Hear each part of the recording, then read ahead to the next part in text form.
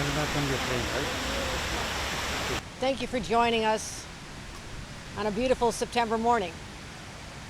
Not unlike a glorious September morning 20 years ago this week. I wanted to come to this site for reflection, to pay tribute to those lives we lost, to thank the first responders who survived and now dealing with illnesses, and all the people of New York who showed what true grit and resiliency is all about.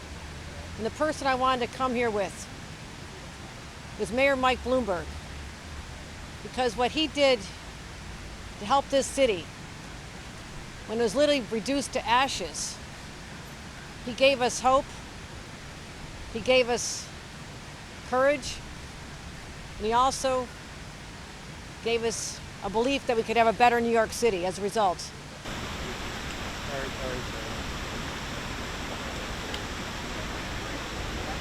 I also wanted to announce that New York State Power Authority will be investing $1 million of NYPA funds to make sure that this remains lit. Over 30,000 LED lights. It may not seem like a big issue, but if those lights go dark, it'll be a very sad day. We're going to make sure that those go forth with $1 million announcement here today. Recovery that you learned in the couple of years after 9/11. The site behind me is a place where we're stewards of it. We have to take care of it. And we have an obligation, number one, to have a place for the families to grieve. Number two, to have a place to educate our population as to what happened and how we can prevent that from happening again. And number three, as a center point for the rebirth of New York City and having its economy come back.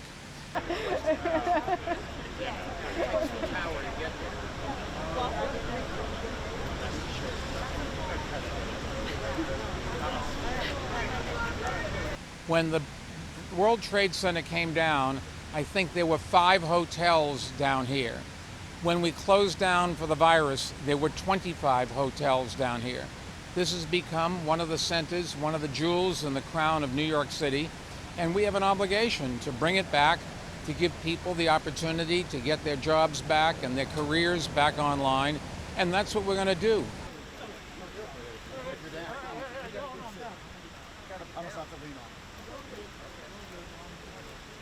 My advice to everybody is just take a look. People are renting apartments all of a sudden. People are starting to come back to their offices. Traffic on the subway is growing. And yes, it'll go up and down every month a little bit, but just step aside and look. New York is coming back, and with a new governor and a new mayor, that's going to be even better.